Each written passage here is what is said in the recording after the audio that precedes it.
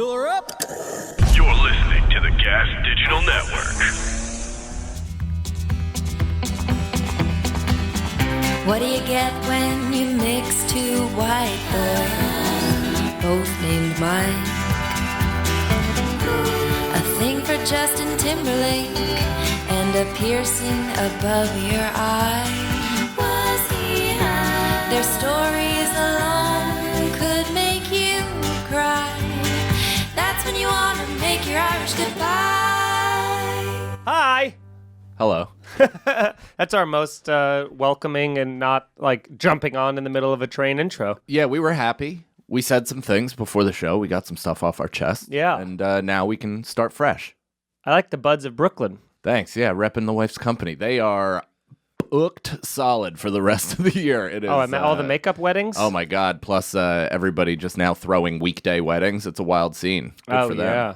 Hell yeah. Yeah. Welcome, everybody, to another episode of Irish Goodbye Podcast, a storytelling podcast. I'm one of your hosts, Mike Feeney, being joined with me, as always, by... Mike Cannon. I'm in pain. Me too. Really? Of course. Oh, well, you're in injury pain. Yes. I'm in a bit of I'm in physical pain from like overextending myself. Sure. But also like a little bit of ego hurt as well. Sure. Yeah. I saw some of the highlights. I mean, so we were just talking about like shooting stuff and what platform we're putting it on and what we're going for and things like that. And I don't know what I'm doing. I'm frankly all over the goddamn place. Yeah, we're just shotgun bursting onto all social platforms being like, any of it. Yeah. Whoever likes it. Yeah. It's for you. And not many. But so we shot this thing. I think I talked about it a little bit on the podcast. You but did. I had been planning this for a little while. One guy that I went to high school, I didn't even go to high school with. He was older than me. He was older than my sister. But he was on like the first Tappan Zee basketball team that was good. We followed him as kids. He kind of took me under his wing, me and my buddy Timmy. He let us play in adult leagues when we were young. Like all that stuff kind of shepherded me around. What? Nothing. There's a Are you lot gonna going. fight with Alex? There's a lot going on behind the scenes. Yeah, No. I know, but I'm over the scenes, and I'm watching. It's again. You have this thing where you go. You're so. You get to see all the stuff behind. You're jealous of what I get to see everything going beyond the curtain, but it's a distracting nightmare. So I tell you, Alex has got backpacks. There's books flying. G Mike's taking pictures. I am sweating and just texting Alex to please turn the AC on, and I'm watching her not see it on her phone. So I'm trying to get anybody to pay attention while also still listening to your story. Yeah. So please continue. I gotta say, you have the worst poker face on earth because not only is it a mirror, I see all of that, but every one of your muscles is moving independently, Sweating. trying to focus on everything. Yeah, it's a lot. Yeah, I know. I'm so jealous that you get to just see one thing. But I am so insecure that I project your face onto both of them, and they're both rolling their eyes like, whoever told this kid to do comedy? So you're going with your friend from we've been talking over the years, all that stuff. I ended up doing I did stand up at his birthday party this summer outdoors. It was fucking awesome, and we've kept in touch. He has a lot of clients. He's a personal trainer and he trains for basketball as well. And this guy who was at the party, who I hit it off with as well. You know, it's cool to talk basketball with other people that have played basketball. Yeah. But then it's also really humbling to realize what level I played basketball at, and I'm talking to a dude who played for Lehigh with CJ McCollum. Yeah. And like they almost beat Kansas, and the year after he left, they beat fucking Duke. It's like, you know, it's just... That's like TV, real life basketball. Yeah. You've been talking to comedians about basketball and shitting on them. And just being like when I played for community college. Yeah, and every time you retell it, you get a little bit better. That's right. Yeah. Well, everybody I played against is now on a high level, you know, and I certainly just gave it up because I realized what my body was capable of, and that I had a gift for the gab. Yeah, for sure.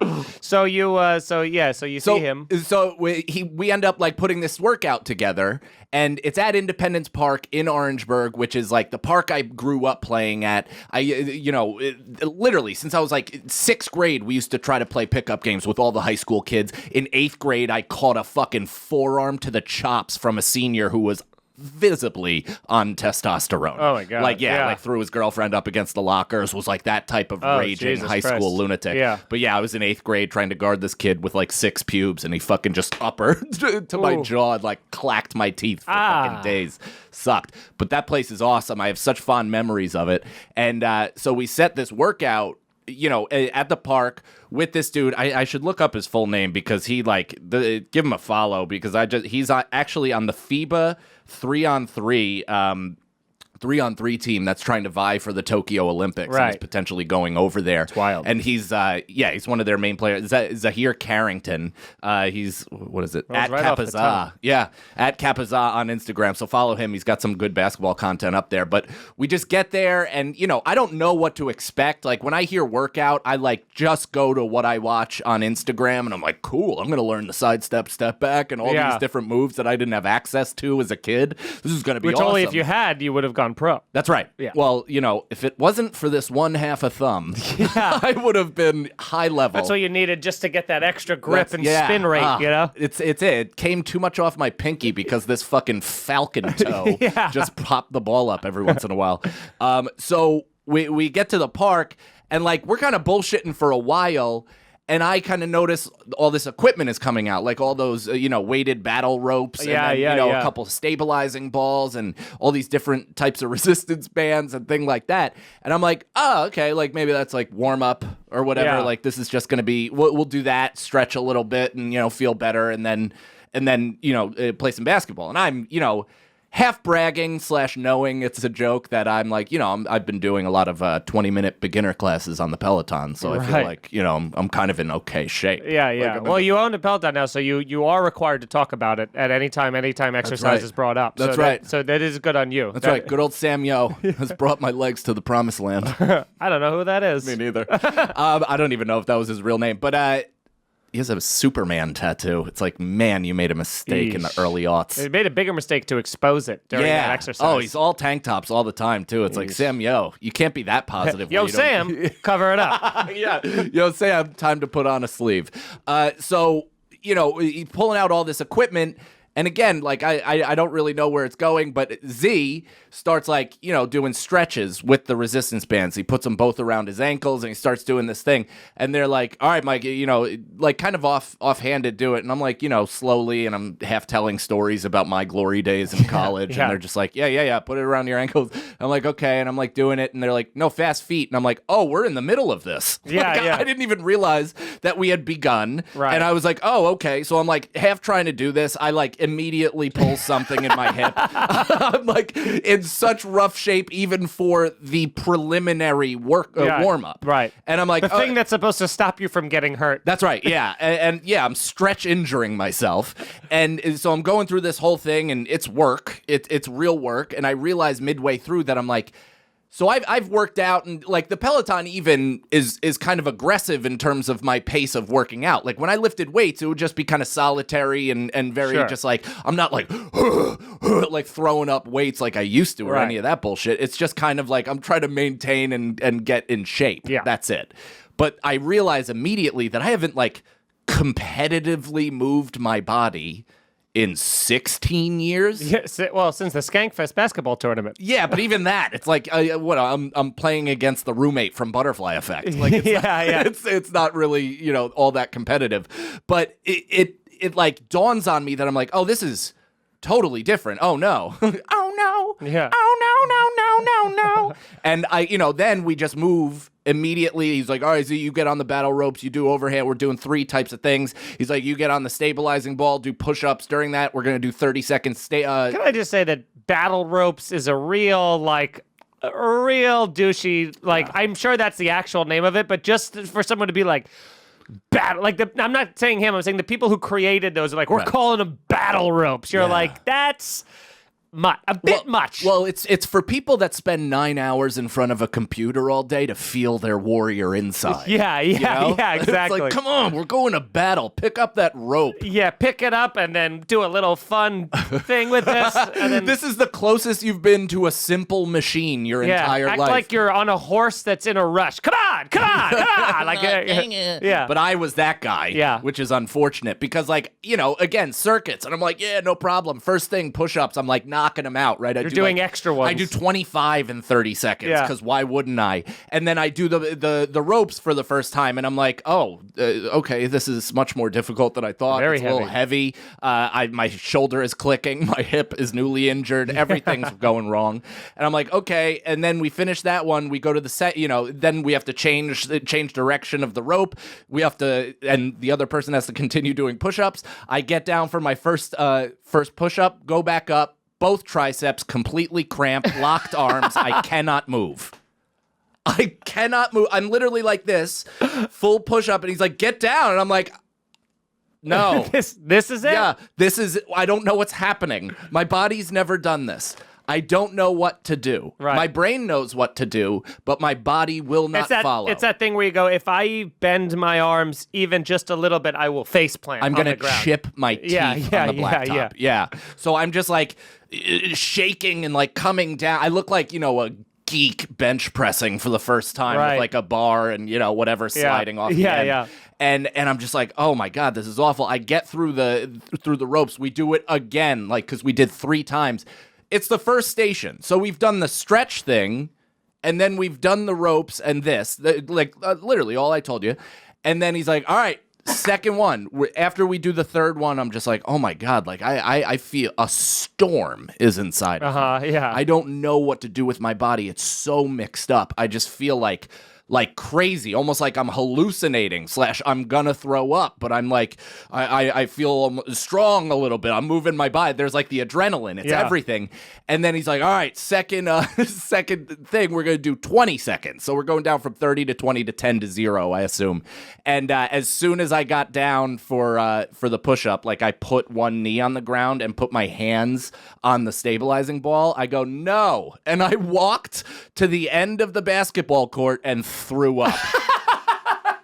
I just threw up for a while. I was just like, ugh! And like nothing was coming out because I also realized I didn't eat. So I didn't eat, just had coffee and like 2 Dixie cups of water like I'm Brendan fucking Sagalow. And I show up to this workout like I don't need to be hydrated or in shape. Who or needs flexible. it? I got Mountain Dew.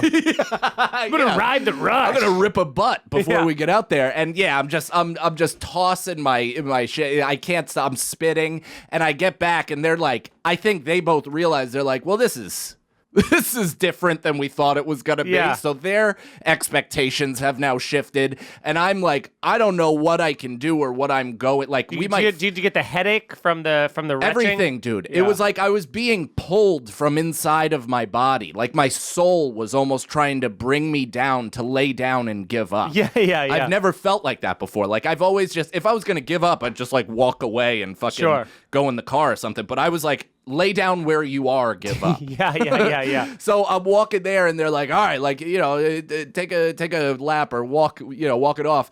And so Z and Alex start doing this like resistance band, like high knees. Again, this is the warm up. Yeah. High knees resistance bands. And I'm like, all right, like, I'm watching them, and they're like, all right, Mike, you're in now. He goes through one set. I'm like, okay.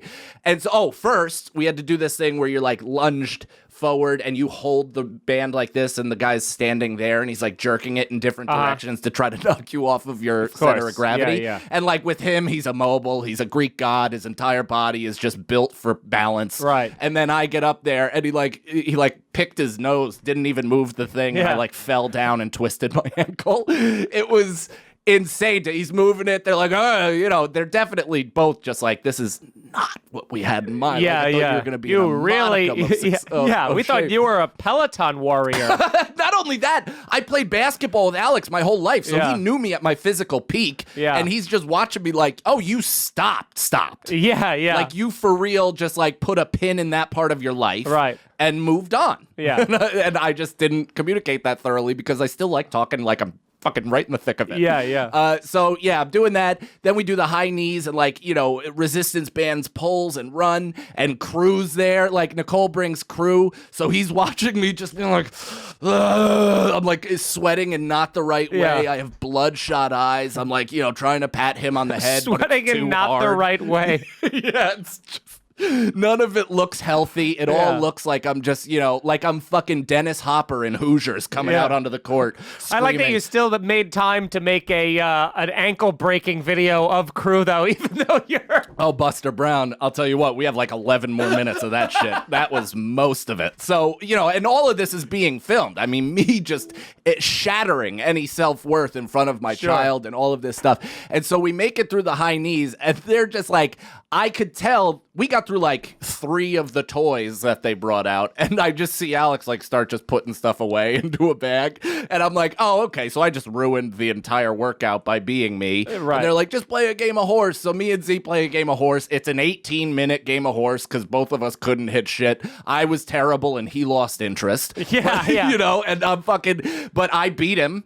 There you go. I beat him in the game of horse. Felt pretty good about that. Then we played one-on-one. Weird, you left out the part that he was shooting lefty, and he had his right hand. As a matter of fact. Oh, yeah? I shot lefty on a few of them, missed all of them, but I made a couple that he couldn't hit. Okay. Yeah.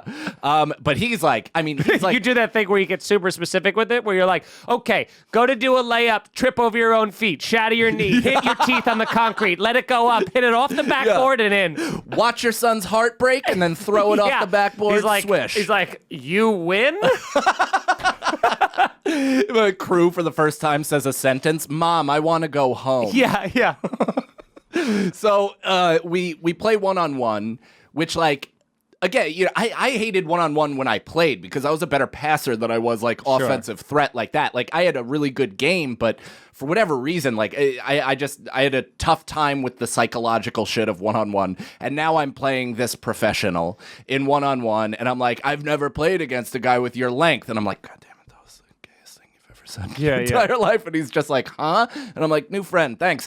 And and he's like just working me and barely playing, and you could tell he's just like, Jesus Christ. I end up scoring on him though at some point. It felt good. It was kind of a Jalen Suggs Gonzaga moment where I got him up and then leaned and rifled one off the backboard and it went in. Right. I was like, that was on purpose. Yeah. He beats me. It's one-on-one. It was great. Whatever. We get done. Oh, then right after that, they end up packing up. They're leaving. Like, again, they're just like, I don't even know if that was a workout. And I'm like, I just was like, great job, guys. Like, really ran me through the gauntlet. That was tough. Yeah. Good job, Alex. I'll be sure to pass on positive praises for your company. I mean, AD3 training. Sign up. But they have harder workouts than they gave me because I wasn't capable of it. Sure. But, yeah, and then after crew was there, and we just filmed me completely crossing the shit out of him for about like 35 minutes. And it's like, that's going to be the bulk of the video that we're going to put out. It just goes like, you guys, him taking the equipment out of the bag, scene missing, and then you just playing with crew. Yeah. Like, what is that? Is that dried puke on Mike's shirt? He's like, oh, it's from crew. He got sick. Yeah. It was weird. Infant thing. We just filmed them walking off court, and we're like, they were dejected after I beat them both. Yeah. So now I just had to give my son a shot. You dub over their voices where they're like, Mike's great. But I'll tell you this. So now Z, he hit me up. He's like, how you feeling today, man? And I, told him that my entire body is shattered and it's wild. And I played golf yesterday after like even having just this rickety sandpaper body. But then he was like, if you want to run, if you want to come and play, there's run at Gaucho's. There's run at Gaucho's, which is one of the most celebrated AAU gyms in New York City. Like a huge, huge gym. And he's like, other places, all levels, whatever, but I play a lot. He's like, if you want to come. And I'm like, yeah, I guess I'm becoming a professional basketball player at 36 years old. I think this is my new calling. And if I make $1 off of that YouTube video of me playing basketball, technically I am a pro. That's going to be this is not going to end well. Let me just get that on record right now. The Irish Basketball Podcast. I'm your host. This is going to be bad. It's going to be, listen, there's going to be a lot of times that I come in on crutches and just a full body cast or something like that. Yeah. But, it's all for the love of the game, babe. Okay. All right. Good luck. Let's take a moment to talk about one of our sponsors and supporters of this show, Black Buffalo. Yeah, my favorite porn star. That would be a great name. Oh my God, are you kidding? Just an absolute stud with just the circumference of the earth dick. And just a weird humpback. Yeah, and every time just that's his cum noise.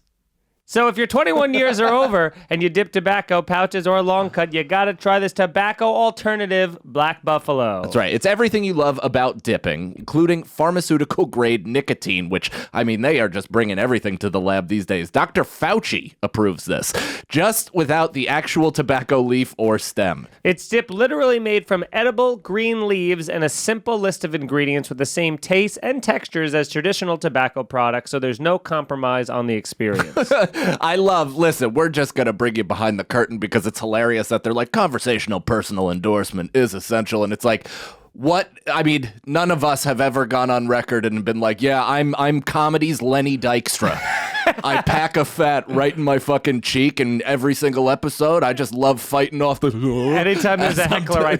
Yeah, I take their fucking rum and coke right off their table, and I go, wanna bet? How about some Black Buffalo? Yeah. Ding. Well, personal endorsement aside, Black Buffalo sells exclusively on their website at blackbuffalo.com. That's BLACKBUFFALO.com. And is available in both long cut and pouches. Now, here's the thing. I personally don't dip, but I know people who do dip, and I will tell them about this because I think they truly would enjoy it. And I got a special code for our listeners. Use the code IRISH25. That's IRISH25 at checkout for 25% off your first order at blackbuffalo.com. Oh, yeah. All my friends are going to do this, which is great. I can't wait to find out what it's like. Warning, this product contains nicotine. Nicotine is an addictive chemical. Back to the show. I don't even know whether I should get into the other thing or if we just want to do Atlantic City and I'll talk about it afterwards. I say let's jump into AC. Okay, yeah. Boy, oh boy, do we have some stories to tell about our time in Atlantic City. So now we got to go back a couple weeks. Your birthday weekend. Yeah. Me, you, Sagalo, go out to Atlantic City. And Nicole. Yeah, it was a foursome. And she really got a feel for how we like the dynamic. Yeah, and she's like, man, that's exhausting. Yeah, she's like, you guys are exhausting together.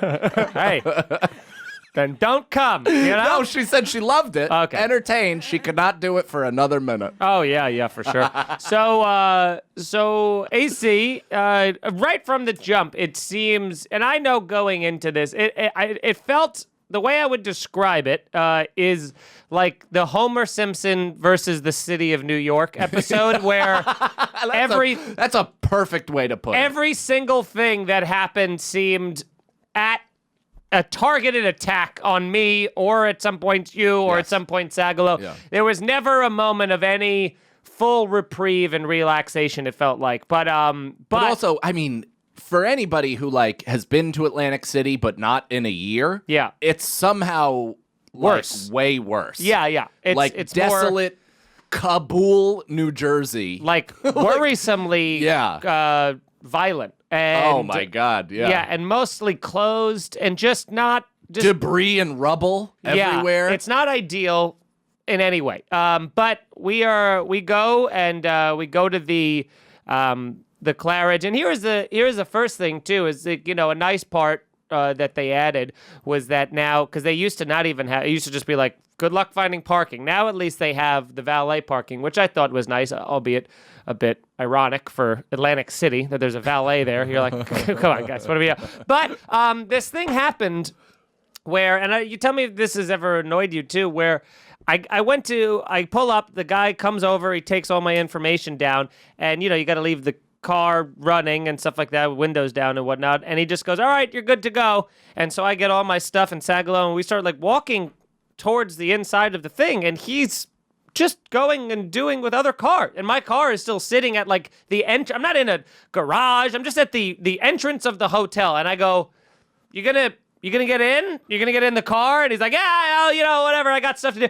And I'm sitting there going... There's a guy in a literal burglar's outfit hanging in the bushes. Yeah, the Hamburglar, just one step at a time, skulking towards my car. And listen, it's like I'm driving a 10-year-old Civic. It's not like I got a Mercedes, but you go, everything I know about owning a car in a major metropolis says, don't leave a car running with the windows down. Heighten that in Atlantic City. Yeah. And you go, can you get in? And I said a second time, can you go to the car? And he did an eye roll thing. And then, and the burglar had to go back into the bushes, Slunk back in. So that was a nice touch, but almost immediately we run into the problem. I mean, we hit that. I go in, I go to check in. Sagalow's room is ready. They tell me my room isn't ready, and I go, okay, well, can you give me another room? And the woman is already like, it's the most exasperated front desk I've ever seen in my entire life. Everybody's sweating and angry. With no business. No business. It's not like they're even jammed. Yeah, and so she goes over, talks to the manager, like, in front of me, about me, like, the room's not ready, but he, like, demands I have it. Just is, like, talking about... Hear piece of shit white male. Yeah, so she goes, all right, here's the room. So all of a sudden it was ready, which was like, okay. So I think they gave me a different room or something. And we go to check in. We go upstairs. I'm next door to Brendan. And I go in my room. You guys got there before us or after us? I think we got like 20 minutes after you. Yeah. So I go in my room. And just immediately, I'm like noticing everything that's wrong with it. Like everything. Like, could you imagine, Alex, traveling with Feeney? Isn't it hilarious? I mean, it is very fun. Listen, and he is justified in this, but in the simple way that he said, he's like, and I immediately notice everything that was wrong with it. Yeah, I actually have, Alex, I just sent you a significant amount of pictures, but I forgot about all these. However, yeah, and it's just like, it's things where you go, I walk in and I immediately am like, well, let me hang up my clothes. And I go to hang up my clothes.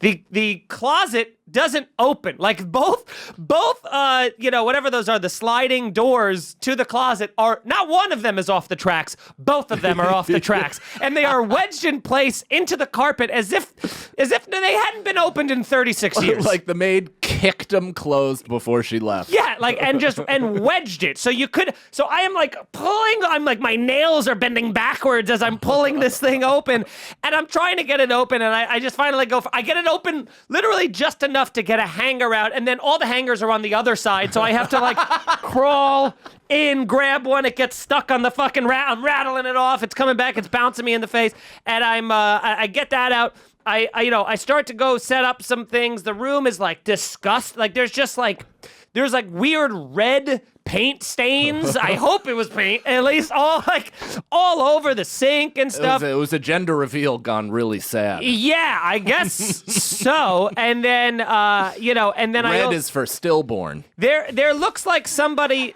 It looks like somebody took coffee and like threw it at the wall, and then like whatever that stain dripping thing was I guess what they you hope that was coffee. Yeah. I've told the story before about how I walked in on my buddy the morning after ass sex chicanery, and there was a literal potato gun blast and spread of Jackson Pollock shit all over the wall. Absolutely awful. That was your hotel. I guess so. Alex, I'm still trying to send you these things. They're like, it's one of those things where it's 95% sent and it won't go the rest of the way, and I'm gonna lose it. But so then I go whatever, these things, like all of these things I can essentially live with.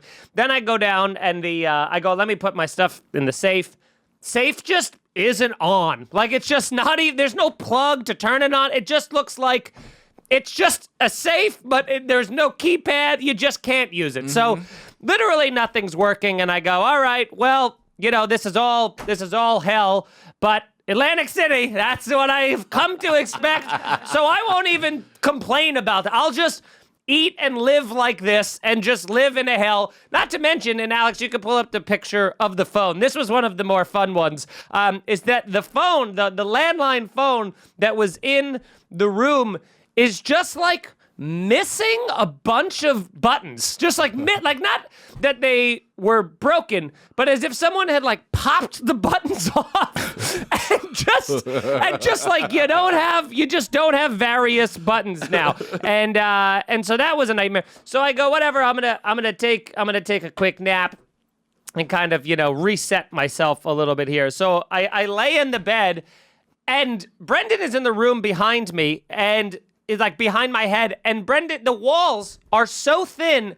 Brendan's on the phone. I hear every word that it's like as if he's sitting on the foot of the bed talking on the phone. I hear every word. The only thing that I heard crystal clearly, which was so funny and so hilarious, but it's a direct quote, was, and I wrote it down, is that he just said, "My integrity as an artist has been shattered." That's what he said on a phone call to someone about something. I don't know. I still never got the context, but... Dude, remaining friends with him after saying that, like, we're enabling this behavior. You think? We actually should create a strong boundary and say that is an unacceptable speech pattern. And, you know, you got to really just prove to us that you're better than that before we leave. So that was my first 20 minutes of checking it. And then, Alex, do you have that photo? Yeah, she's going to pull up a photo just so that we can put a nice little bow to the visual on this thing for the people watching visually. Because then I start worrying. I go, listen, like, I don't care that half the shit doesn't work in the room. I just don't want to be charged, take my security deposit out because they think I did this to the room. Yes. Because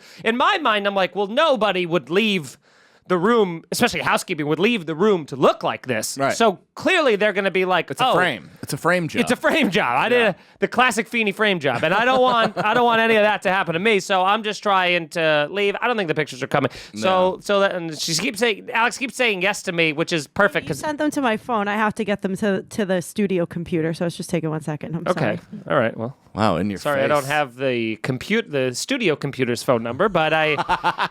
Can I tell you? So I'll tell... All right, here it is. Oh, look, okay, so those are the stains on the wall. You can see the paper, the corner of the wallpaper splitting apart. Go to the phone one if you can, just because that's a fun thing to watch the... okay. So there's... I don't know. Just start telling your... Is Bobby mad at us? No, he's listening and enjoying the show. Oh, good, because he just looked at me disappointed. And I was like, is that at me personally? No, I think he's disappointed in Alex. There's the phone. Now look how many buttons. Look how many buttons are missing. Yeah. So underneath the star, that's supposed to be a button next to volume. There's supposed to be another one underneath volume. There's supposed to be two on the right, both gone. And then look at that whole top row. Go up to the top row. It's just a whole row missing. That looks like that's on the floor of an abandoned pump and dunk stock company. Yeah. Like you know what I mean? Like they ghosted. They had to, they ghosted. They ripped the button so you couldn't look at the even dust. recreate what they've done. There's like flakes of dead skin on Yeah, there's dust and everything all over the phone as if the phone hadn't been used or even cleaned in 36 years. Which is exactly what you want to see during a pandemic. Right. Yeah. So we get there. You know, we drive there. It's an exciting weekend for us because this is the first weekend we've had alone away from the baby since Ricky Velez's wedding in Miami. Right. Which was probably well over a year at this point. So we're excited. Even if it's Atlantic City, we don't give a fuck. It's like, it's time, it's time alone. So the Claridge is the oldest hotel in Atlantic City. Possibly the world. they build themselves as that, as a point of pride. That's to say, this is separate from the actual club. So Atlantic City Comedy Club, which exists in the Claridge, is in the Celebrity Theater, and that space is fucking beautiful. Terrific. Beautiful. We had the show, nothing but good things to say about the Claridge, the Celebrity Theater, and all the people that run the club. Yes. Want to do a real split in things right there. Yes. The Claridge, being the oldest hotel in Atlantic City, looks like it was like drug out of the ocean by chains and hooks. Yeah, and recently. Then stood onto dry land to dry. Like within the last few weeks. Yeah. And so it's crazy, Alex. It really looked like that. Like you can't believe that this is an active place where people are kind of going in and out daily. So we get there and we do the whole thing. You know, that I didn't even pay attention, of course, because I'm like, yeah, take my car. I trust you more than my dad, and to anybody. And so we get brought upstairs. It's kind of nice at this point. We get in the room. Oh, we get up to the front desk, and like I said before, the most exasperated front desk of all time. And I mean, the characters that work there look like they're at DMX's vigil.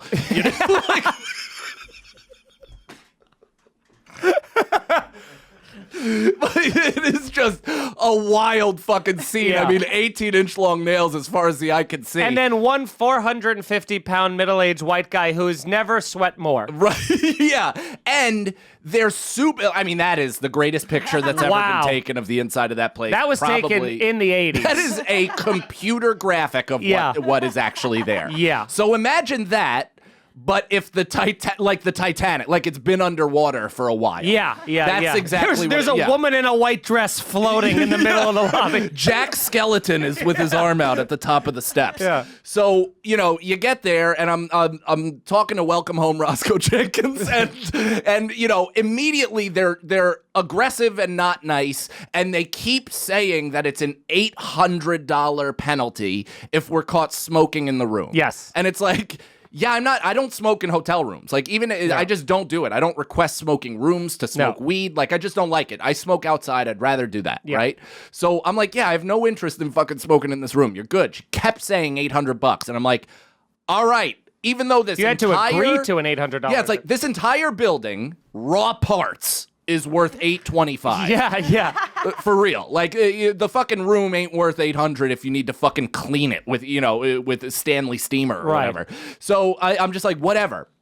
So we get in the room, and like, I guess like 20, actually, no, we had sex. We had sex right away. So it was like 2 minutes into us staying there. This guy comes to the door and, pounds on the door. Also, first time audible sex in a really long time because, the entire time at Nicole's house, I think I've been telling you, all of our fights are like a series of eyebrow movements and like heavy pump fakes. And, just like pigeons picking up seed. and just sexually, it's just like pump, stop. Did you know? It's just a nightmare. So it's great. We're in the hotel. We're having a good time. Literally, right when we get there and we're done, I get a knock on the door and it's security. And I'm like, all right. Like, I put a mask on, pull up my boxer briefs, but I still got like post-sex like I'm walking up with half a stick, So I open the door and the guy goes, yeah, I have an alarm that says you're smoking in here. So I was like, what? I was like, no, we just got here. Like, I didn't smoke. He's like, all right, well, that's an $800 fine. So, and if you do it again, we're going to evict you from the hotel. And I go, you can come in right now and smell around the room and check it out. There's no smoke. You got an accidental alarm. And he's like, nope, like I can't come in, man. Sorry, that's the front desk. They got the alarm they sent to us. That's it. And he's like, you got to call downstairs. And I'm like, what do you mean, dude? I'm like, just come in the fucking room and smell the fucking room. Like, what are you talking about? Right. You're accusing me of something. And I'm like getting angry. And he's like 60, terrified. Like, he's literally shaking. And he's just like, you just gotta call the front desk. Dude, I'm probably sure because my like dick was like just going at him the entire time. And I'm just like, whatever. I call downstairs and they're like, nope, that's security's deal. That alarm goes to security. They're like, sorry, I don't know what to tell you. You got to talk to them. And I'm like, somebody better fucking figure this out right now because I guarantee I'm never paying that. Right. I'm never fucking paying that. I'll cancel my fucking credit card right the fuck now. 100%. Like, and I will leave this moment and you can fuck yourself for a weekend of entertainment. Right.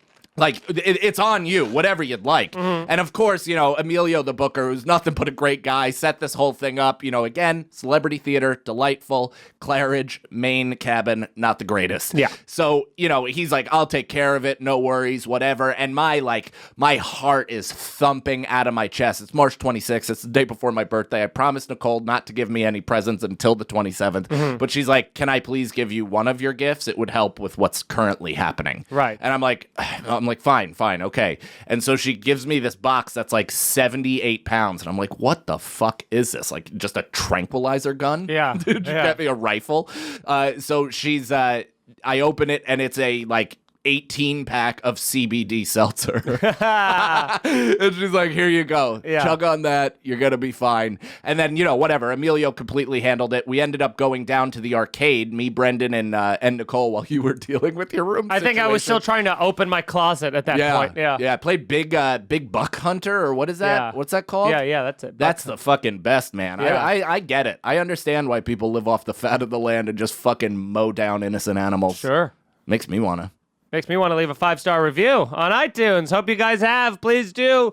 You can support the show in many ways. That's one of them. You can also tell some friends about the podcast. We love it when you tell people. Let them know. We got, I think, 25 episodes for free on iTunes. The rest are at Gas Digital Network, so use the code IGP, and you get yourself a week free trial to listen to all of our episodes. We have over 200 there. We got bonus eps. You get all the other podcasts on the network, all their backlog, all their bonus eps. It's crazy. It also gives you a discount to podcastmerch.com. Yeah. Podcastmerch.com. You can buy a t-shirt. You can buy a hoodie. They're soft. They're comfortable. Go get them. You don't have to be a member of Gas Digital Network, code IGP, but it does give you a discount if you do. Follow Did we us. put my unboxing up there? Oh, yeah, we're putting Cannon's unboxing up there as well. Unboxing, which I got to thank that guy. And again, Irish Goodbye Podcast across social media. You can send us an email at irishgoodbyepodcast.com if you got a crazy story you want us to tell. And follow us both. You got MikeFeeneyComedy.com for dates. I have shows coming up I'd like to promote, specifically Norwalk, Connecticut on April 23rd. You can get tickets on my website to that. Very small, 40 seats, I think, doing 2 shows. Let's sell those out. Come by. It's very close to New York City. Going to be doing a nice long set, working on the new hour. I'll also be in Point Pleasant, New Jersey at Uncle Vinny's, and Bloomfield, Connecticut in May 1st and stuff, and plenty more dates coming in. I'm just waiting to lock down specifics, which is great. Go to youtube.com/Mike Feeney Comedy. Subscribe. Go to I am Mike Feeney on social media. Share the videos that we make every single week. That'd be lovely of you. And go listen to our other podcasts. Here's the Scenario. You can go to here'sthescenario.com. That's got all the social media handles, all that kind of stuff for it. And we have a Patreon, patreon.com/scenario pod. Yeah. Cannon. So yeah, I got some dates coming up also. More stuff coming in, but I got stuff in whatever. That'll be announced. But I think I'm coming to Austin at some point in the next couple months. So tweet at Joe Rogan. Tell him I'm coming. May 13th through the 15th, I'll be at Uncle Vinny's. And then this just got added. June 11th and 12th, I'm at Laugh It Up in Poughkeepsie. They just got a new room out there. So buy tickets. I don't know if I put those on my site, but more dates coming at MikeCannonComedy.com. And yeah, at I am Mike Cannon. Watch the special. Watch all the stuff I'm putting up on YouTube. That basketball video is going up there pretty soon. First on the Patreon. But yeah, support in any way you can and will. Yes, please, for the love of God. My special is almost going to be 1 year old, so Nice. I think that's kind of fun. So if for some reason you haven't watched that, go watch that. And Tell Alex, somebody too. Yeah, Alex, where can people find you? You could follow me on Twitter and Instagram at I am Alex Scar, and check out my podcast, Broad Topics, TOPIX, here on Gas Digital Network every Thursday at 9:30 p.m. And you can catch it for free on iTunes and YouTube every Monday. G Mike. Hi, I'm G Mike across all platforms. Follow Irish Goodbye on Instagram and Twitter. And if you sign up for Gas Digital, use promo code IGP. Win yourself a PlayStation 5 in the month of April. Oh, right. I right. forgot about that. So look at that. Yes. It's another reason to sign up, support the show. Cancel It your helps us. subscription that you Yeah. used with LOS. and Yeah, just or RAP, transfer it over. or what is yours? What's Broad Topics? TPX? Topics, TOPIX. So I mean, nobody's used that, Yeah, right? cut that out. And Use it. and let's go back. Let's go back to Atlantic City because there's so much to unpack here. While I'm still literally unpacking, you're getting a security deposit thing, and then so I think at this point though we meet up. We go down to do the show. Hold on. Okay. Actually, I do want to thank that guy for the candle. Yeah. David Vartanian, he made me a canonized candle. I'm about to do a web series called Canonized where I, make somebody a fucking saint every week or month or however frequency I decide. But he went above and beyond and made me some of those religion candles with my image on it and the show's title. It's Looks fucking awesome. amazing. This guy's it looks really great. That was super thoughtful of you. And go to him. I wish I had his handle, but go to him if you need any like wacky props because that's apparently his business. And he's really good at it. Hell yeah. Yeah. So that Friday we go, so all that goes to the side or whatever. I'm talking and they go like, and I was talking to the booker Emilio and he's like, why don't you go down and try and change your rooms and everything like that. But we had to go to the show. So I'm like, I'll do it. I'll just do it after the show. It's not a big deal. So we go down to do the show. And I don't have much notes about the show because the show was fucking delightful. I mean, it was fun. Amy Lynn, who was the manager there, was terrific. We had our old buddy Chief, who was the security guard at New York Comedy Club, who's now doing security in Atlantic City. And it's just such a welcome, fun sight to see him. And he's just a big, jovial, like always like in a great, like he's so calm, but in such a happy mood. Yeah. And he really gives it up. Well, perhaps sexually, but perhaps he's the best laugher.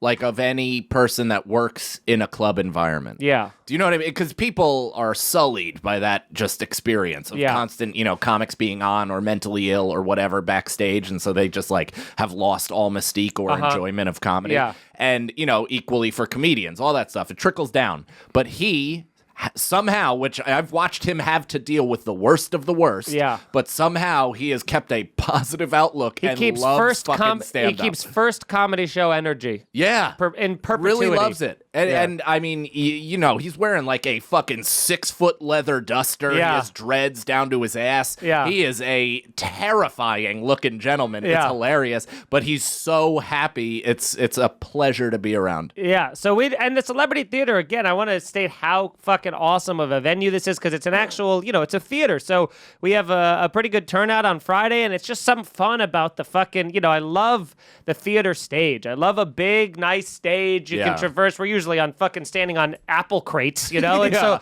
this is nice to it's very nice not to like step on a dead area of a stage and fear you're gonna go through. The only like hiccup that I had during my whole set was when I was setting up my camera in the back when Sagalo was on stage. I could hear this, you know, these people right near where my camera was just kind of going like, oh my gosh, Jesus, like to like everything Brendan was saying. So I'm like, I can already tell these people are going to be, they're older, probably in their like late 50s or 60s. Have you found that to be a little bit of a pattern? Like, and I wasn't sure if it like stayed in Atlantic City, but like New York crowds, there have been some that have been great, but like as clubs have reopened, there are definitely like an increase of like sensitive, like not even sensitive, like just like kind of horrified at the idea of life. Right. Yeah. You know what I mean? Like it's even talk about sex or anything like that, like just really general stuff that you and I just think is a topic as anything else is. Right.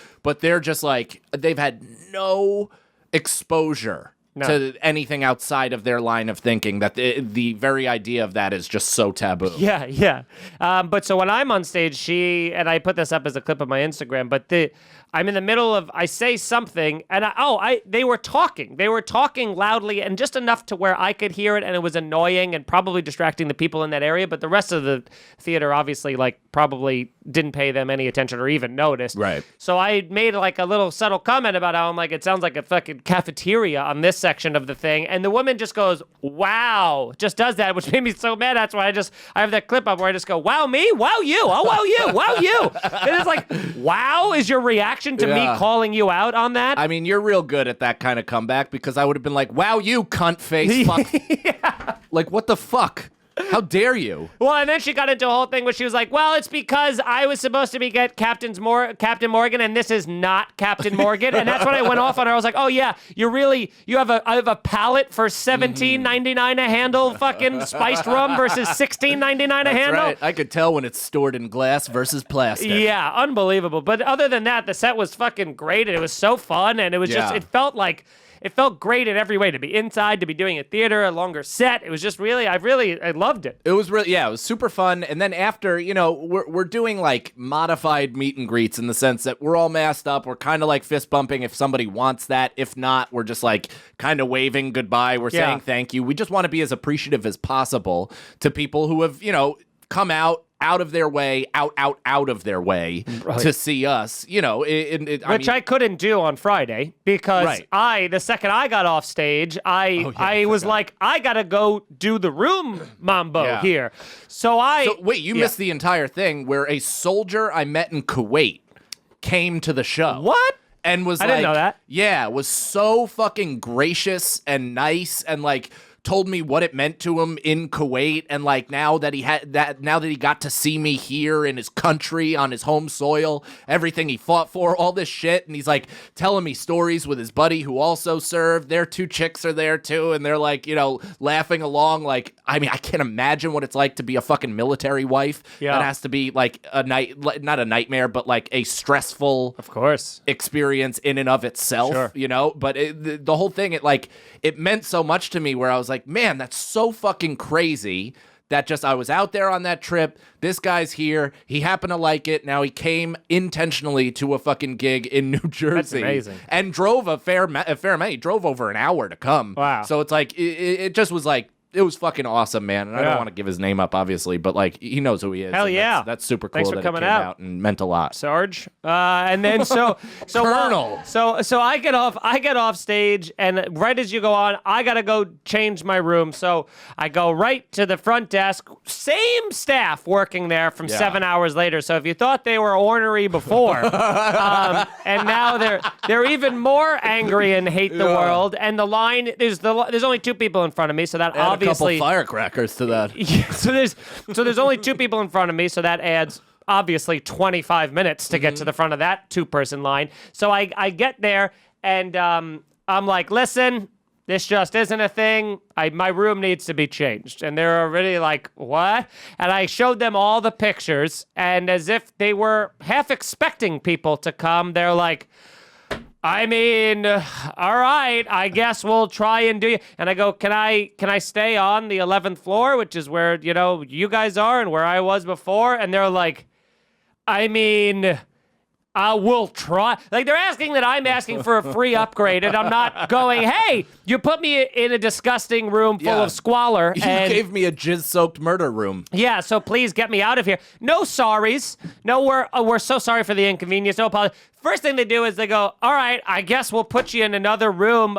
You have all your bags? And I go, well, no, because I had to come here first to even make sure that was possible. How would I know? And they go, oh, well, you got to get all your bags first, because the second we switch your rooms, your key card's not going to work anymore. And I go, so you want me to go up to the 11th floor, pack all of my things, bring them all down. I have like 5 bags, because I brought my camera equipment and stuff. I'm like, you want me to bring 5 bags worth of shit, bring it all the way down, stand in the line at the lobby again, go all the way to it, and then you're going to give me a key card, and then go back up the elevator back to the 11th floor? Yeah, which is a lie. Yeah. It's a lie. They make new cards all the time. Instantly. So I go, can't you just turn this key off in like 5 minutes from now when all I need to do is get in one more time, and that's it. And she's like, let me get the manager. So she walks away. Johnny Hotels over here. So she walks away. He comes over, gives me the same song and dance. Well, there's just nothing. I mean, there's nothing I could do. I mean, it turns off. It just turns off. And I go, is there no one in the building that could let me into that room? And he goes, I guess we'll call housekeeping for you. Like, it was that level of... Yeah. Oh, God, I guess I'll ring the door opener. Yeah, so it just, again, I'm putting him out. I go, if it's not too much trouble for you, that I get out of the murder room. And he goes, okay. And, he goes, I'll have the guy waiting there for you. He calls the guy down. The guy calls back within 30 seconds while I'm still standing at this desk while he's switching rooms for me. The guy from housekeeping calls at least 3 times, being like, where is this guy? And he's like, he's still in front of me. He's coming right now. He's on the way. All of which were lies. I wasn't on the way. I was still waiting for the new room. So this guy's up there waiting for 5 to 10 minutes. This guy gives me a new room, and he goes, all right, we're going to put you on the 8th floor. And I go, can you get me somewhere away from an elevator? Just because this whole hotel is very like everyone walking around with red Solo cups energy. It's like house party energy. Well, and the walls are sheets. Yeah, they're paper thin. So I'm like, everybody's coming here to have like parties, and I just don't want to be near the elevators because it's very, very loud. And he is like, yeah, listen, man, it's busy this weekend. And I go, yeah, listen, man. And I showed him the pictures again. Still no apology. He goes, all right, whatever. So I go back upstairs. I get all of my thing. The guy lets me in. He goes, and this is the only nice person at the Claire's that I encountered, the housekeeping guy. I wish I knew his name, but who the fuck cares? And so he goes, tell me all the things that are wrong with the room. And he's like, he's getting so embarrassed. He goes, Jesus Christ, all this, I'm so sorry. So I'm packing up all my bags. He goes, do me a favor. Go downstairs for like, once you pack your bags, go downstairs for like 10 minutes in the lobby. Just hang out. Wait, I'm going to go myself to your room now. I'm going to bring the other housekeeping with me. I'm going to make sure your room is impeccable for you so you have a good stay. And I go, thank you. I appreciate that. So I pack up all my things.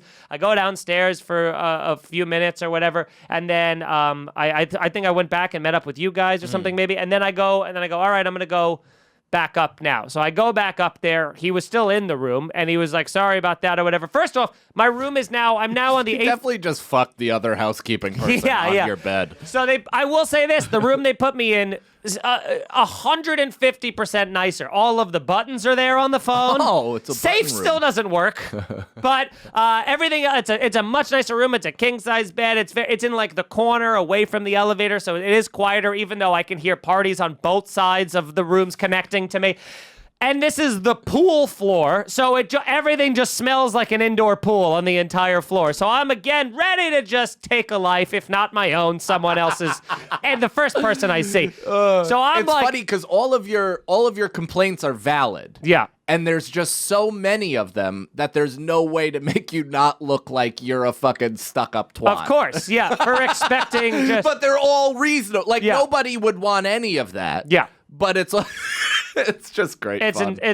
My blood pressure, my face is like beet red, and my blood pressure's through the roof. I'm like, I'm gonna just go. I'm gonna like I kind of like reset for a sec. I meet back up with you guys. I'm like, let's just go party. We'll go smoke, and just hang out. I'll have a drink or two, and we're good. So we go out onto like the roof of the parking garage, which was actually a beautiful, nice moment because it was very quiet up there. It was just the four of us. We're hanging out there. And there's something valuable about not being able to see the floor of Atlantic City. Yes. Like when you just look at it from a height and see, the buildings that are active, that have most of their letters. Yeah. It kind of looks like a beautiful place where a lot could possibly happen. Right. But then, you look fucking 35 feet down and you're like, oh no, everything is happening. Everything's the opposite of what I thought. Everything's a nightmare. So there was a really fun moment that happened too when after we had smoked it, we were heading back inside. And this, if you're a diehard listener, this will sound familiar. So this happened to me at the stand. And so Mike is... Oh, there's an even before of this.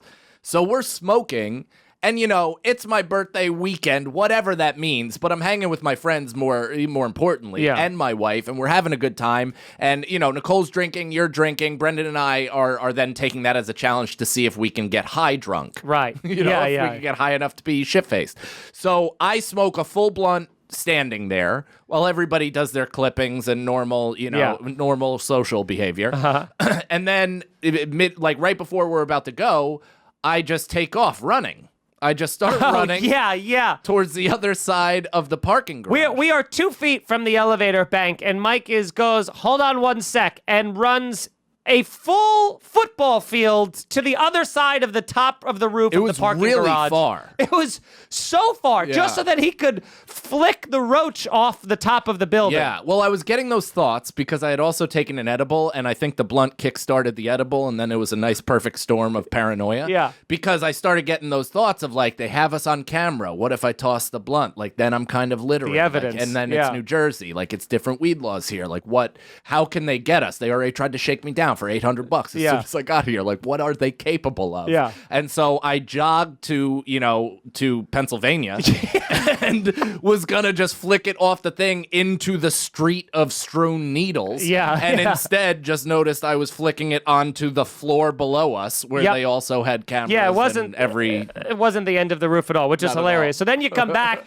and then we're all getting into the elevator, and you're like, fuck, where's my mask? Where's my mask? And you're checking for your mask. I notice immediately your mask is underneath your chin, which is beautiful redemption for me because this very moment happened to me when I was too stoned at the stand and you were laughing your ass off while I'm panicking. So I'm not only watching and enjoying and reveling in this fucking sweet payback, but I'm encouraging the behavior, being like, didn't you just have it? Did it fall on the ground? And you're like, oh, the fuck, man, this sucks. This sucks. And I'm like, just sitting there like, I reached in every pocket 4 times. Yes, I am like going, yes, just rubbing my hands together. I'm so happy. And I was like, I was going to start a stopwatch to see how much longer I could get you to not figure out where it is. You go, the fuck, what am I going to do? And then Nicole just goes, Mike, it's on your face. And I've never been more mad at a human being in my life. Ever. How funny would it have been if you were like, fuck! And you just punched her in the face? You're like, oh my God, sorry, that was total reaction to you letting me down. Sorry, it was total justified behavior. I'm so mad.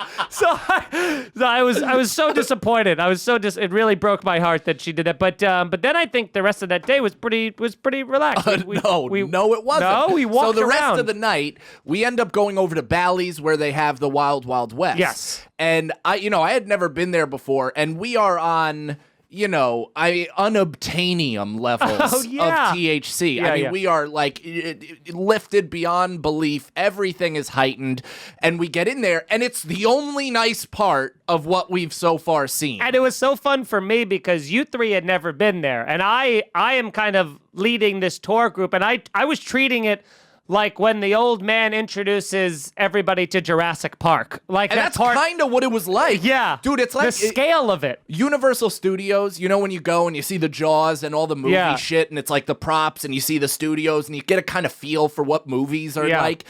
We walked into the Wild West, and we're in a movie. It was like Yeah. a movie town. We were on the Paramount lot, basically. You guys couldn't believe the scale and the size of it, and I'm showing you guys this, and you guys are like, whoa, whoa, whoa, and then I go, all right, guys, let's go over this way, and you're like, this was crazy, and then I walk you into another room where it's like twice the size, Yeah. and even And more then you- scale, and you guys are like children at a museum, like. Because not only is it incredible, but then you get into the logistics of who thought of this. Why? Why did they do this? What?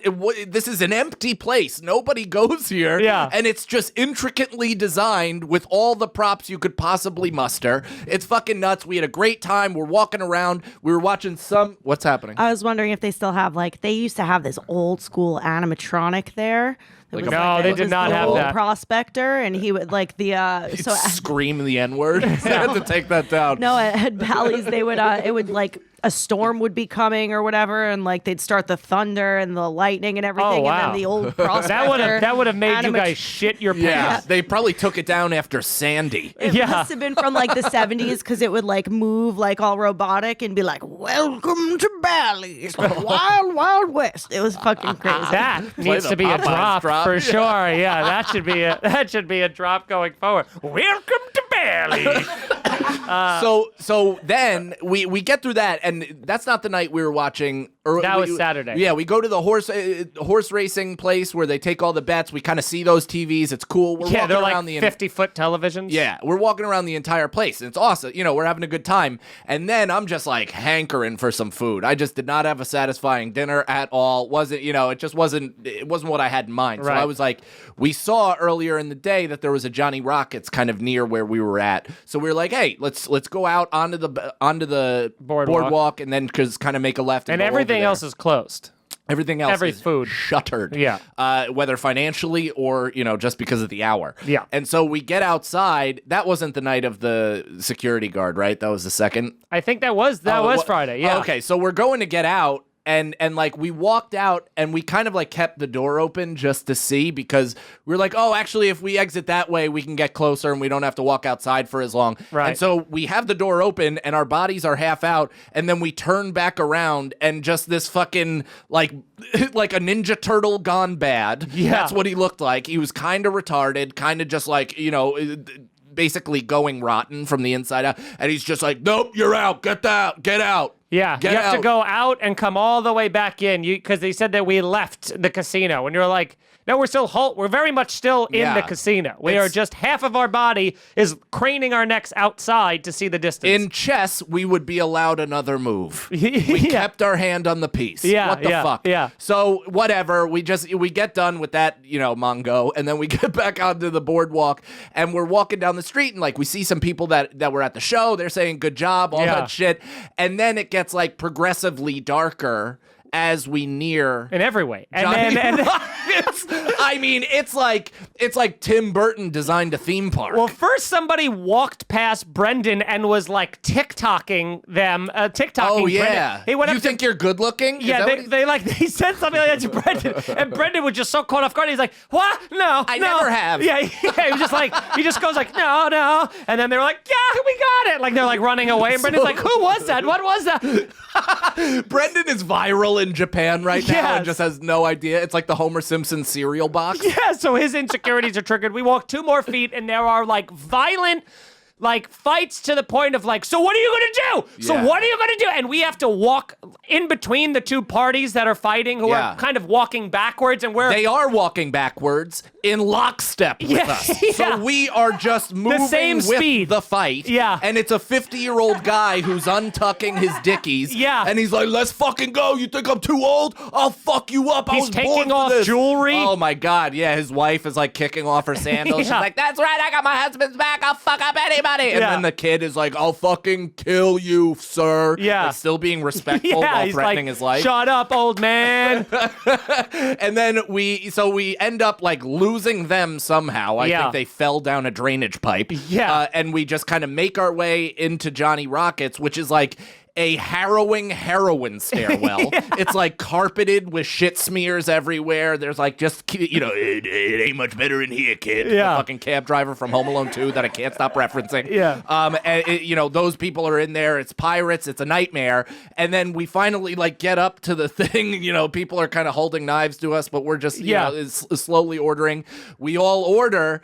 And they take the order like, what? And you're like, oh. Yeah, it's like the Wiener Circle in Chicago. It's like, Jesus Christ. So, I go to hand my card, and Feeney's like, it's your birthday. I got you. And Brendan's like, I'll take 2 more cheeseburgers and another milkshake. He and like lumped 6 his other order. things. He lumped his order on. I was going to pay for Mike for his birthday. And then Brendan's like, ooh, and 2 cheeseburgers, 3 deluxes, and a side of fries. And then he got it and just went... ran away with his fucking kibble.